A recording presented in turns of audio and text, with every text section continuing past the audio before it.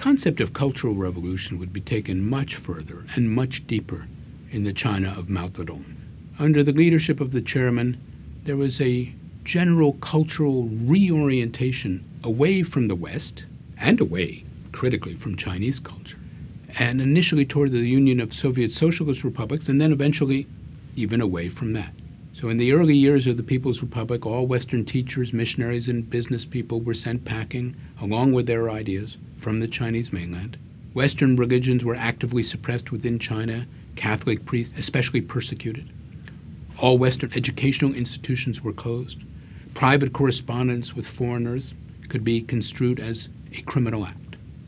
Take what you can, but flee. In pell-mell haste, the Western powers evacuate the city they have built. For good and bad alike must leave.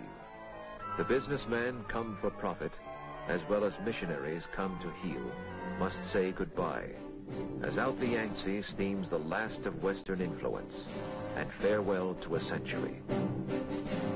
In the new Chinese society, there was a general denunciation of foreign cultural values. No cosmopolitanism here. Western music was suspect. Western hairstyles and dress came under attack. This was not a good time to be a beautician. In the place of Western culture came an emphasis on proletarian simplicity. Neckties were out in urban areas, and while the first cultural assault would take place against the West and against the international, by the 1960s the cultural assault would be on Chinese civilization itself, on classical Chinese, even Chinese language. In terms of language, Mao's revolutionary China went beyond the new culture movement, beyond Baihua, to simplify even the written character.